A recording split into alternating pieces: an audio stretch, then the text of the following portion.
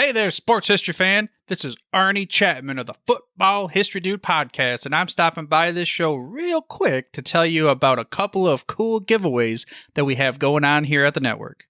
Both are autograph books covering various topics of the NFL. The first is The Point After: How One Resilient Kicker Learned There Is More to Life Than the NFL by ex-NFL kicker Sean Conley. It goes over his unique experience as a walk-on kicker at the University of Pitt after never playing high school football. And then it gets into some of his time playing for NFL teams and so much more beyond the gridiron. The other is from author Kevin Bryant. His book is titled Spies on the Sidelines: The High-Stakes World of NFL Espionage. This book started as a curiosity, kind of a passion project to understand everything revolving around, well, Spygate. But this put Kevin down a rabbit hole learning about all sorts of espionage that has occurred throughout the history of the NFL. Both permissible and often the illicit techniques of gathering intel to try to impact the outcome of the game. To sign up for your chance to win an autographed copy of one of these books, all you gotta do is head over to sportshistorynetwork.com/giveaways and sign up. That's sportshistorynetwork.com/giveaways. Again, check out all the other podcasts that we have in the Sports History Network as well. But now, back to your regularly scheduled journey to the sports history timeline. It's Tuesday once again, and it's time to do a little about football archaeology with author Timothy P. Brownn and his great website of that name, footballarchaeology.com. Today we're going to talk a little bit about Bobby Layne, the great quarterback, coming up in just a moment. This is the Pigskin Daily History Dispatch, a podcast that covers the anniversaries of American football events throughout history on a day-to-day basis. Your host, Darren Hayes, is podcasting from America's North Shore to bring you the memories of the gridiron, one day at a time. So as we come out of the tunnel of the Sports History Network, let's take the field and go no huddle through the portal of positive gridiron history with pigskindispatch.com. This podcast is part of the Sports History Network, your headquarters for the yesteryear of your favorite sport. You can learn more at sportshistorynetwork.com. Hello, my football friends. This is Darren Hayes of pigskindispatch.com. Welcome once again to the Pig Pen, your portal to positive football history. And it's that time of the week again where we're going to visit Timothy Brownn, the author and historian at Football Archaeology, and see what he's up to with one of his famous daily tidbits. And Tim Brownn, welcome back to the Pig Pen. Hey, thanks, Darren. Looking forward to chatting once again. Yeah, this is a great weekly thing we got going on here. And Tim, before we get going into the tidbit, maybe you could, without giving away your secret sauce recipe here, maybe you could tell us what your normal routine is for finding such interesting and off-the-wall topics for football for your writing. Yeah, so I think, some of it is really kind of planned out, and some of it's just happenstance or luck, I guess. So some of the topics are just things that, I just have the way my mind works. A lot of times I'm like, well, why is it this way? Why do we do things this way? And so, I just generally look at the game and ask the question, and, why do we call halfbacks, and fullbacks, and quarterbacks? I ask kind of goofy questions like that. So anyways, as a result, I just spend a lot of time researching football topics. And so some of them are really kind of purposeful. I'm trying to find information on a specific thing.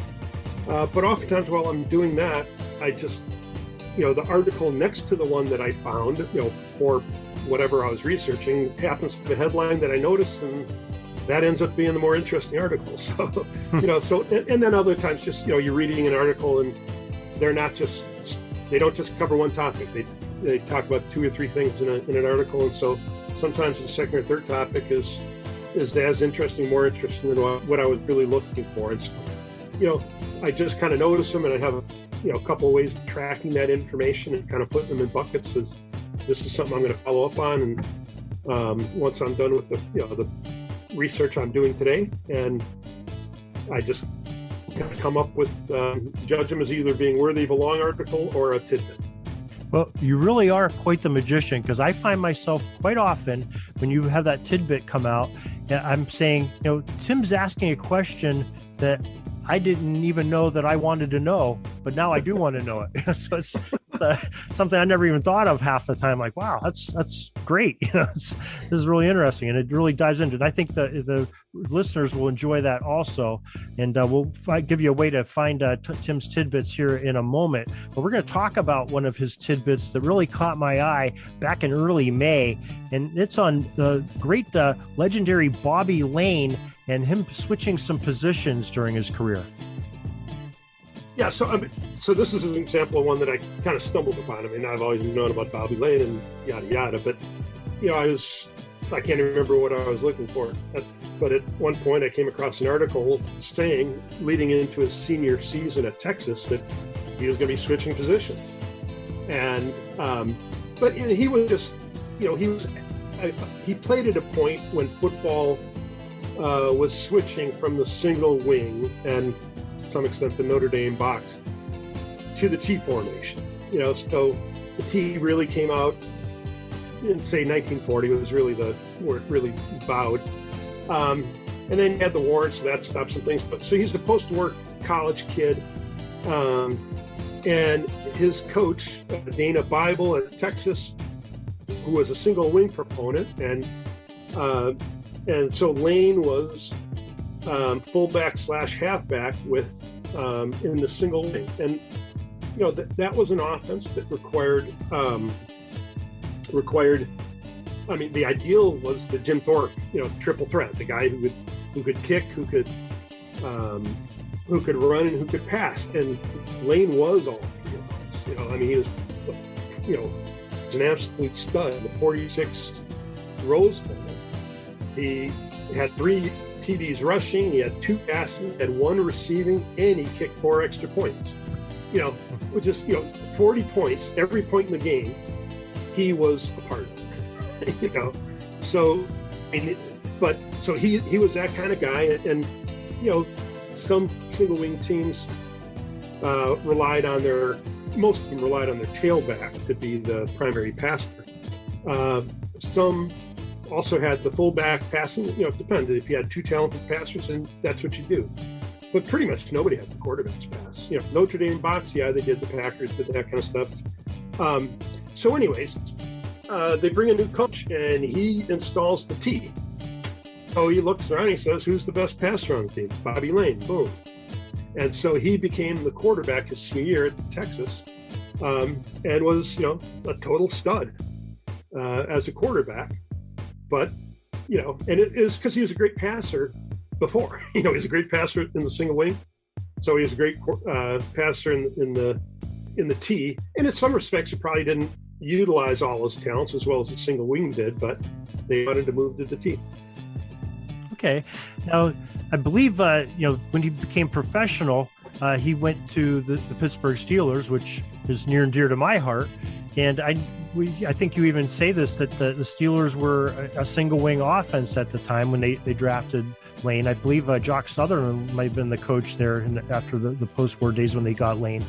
But then they traded him away to was it the Lions that they traded him to? Traded him to the Bears. The Bears, who were a T formation team.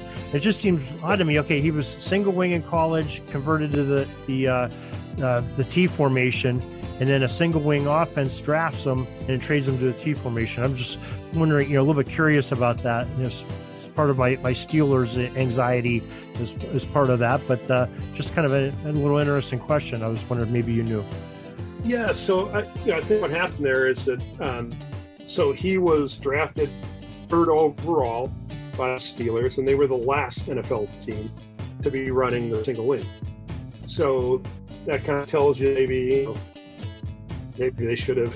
It was an antiquated offense at that time, right? Along as well, but right. But that was the case. But what was happening too is that right after the war, you had the All-American Football Conference, and so Layne also got drafted number 2 overall by the Baltimore Colts. So now he's in a situation where, okay, do I play for the Colts in the AFC, or do I, as a T formation quarterback, or do I go back to single wing with the Steelers, and he basically told the Steelers he wasn't going to go play for them. So in order to recoup, some value, the Steelers traded him to the Bears, who were one of the teams that pioneered the T formation back in 1940.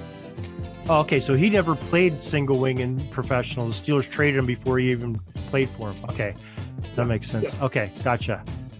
Because he wanted to be a T formation quarterback. Yeah, correct. All right, and, that explains it. By then, the NFL rules were, a lot. They were just more protective of quarterbacks. They were recognizing value, and they started just doing some things, liberalizing blocking, etc., that just allowed quarterbacks to flourish and attract fans. And now we know what happened with NFL versus college games. Oh, well, very interesting indeed, and a great glimpse back in both college and pro football history, and one of the great players in Bobby Layne. And Tim, why don't you tell people where they can find your daily tidbits and your website? Yeah, you can find the tidbits at www.footballarchaeology.com.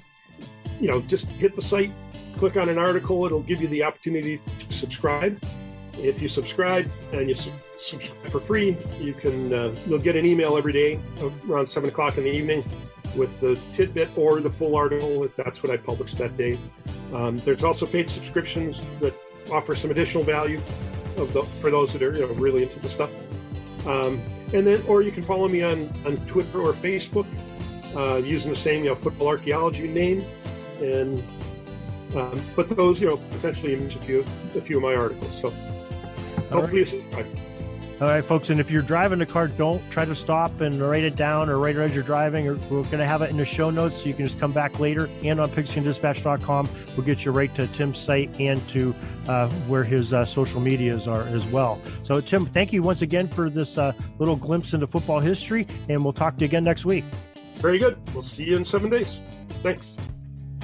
That's all the football history we have today, folks. Join us back tomorrow for more of your football history. We invite you to check out our website, pigskindispatch.com, not only to see the daily football history, but to experience positive football with our many articles on the good people of the game, as well as our own football comic strip, Cleat Marks Comics. Pigskindispatch.com is also on social media outlets, Facebook, Twitter, Instagram, and don't forget the Pigskin Dispatch YouTube channel to get all of your positive football news and history.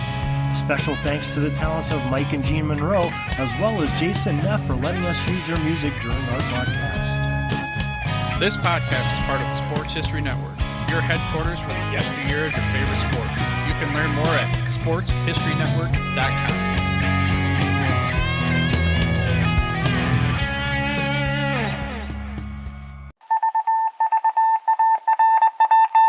Was just another ordinary day in the offices of the Pittsburgh Guardian newspaper circa 1924. But for Marla Delft, assistant editor, everything was about to change. For she was about to discover the awesome attractiveness of Row 1 brand retro sports paraphernalia items thanks to Orville Mulligan, sports writer. And there it is. Wow, Orville, that's really the bee's knees. Isn't it just? A poster-sized replica of the actual 1909 World Series program cover. I can see that. But where did you get it? And where'd you get it framed?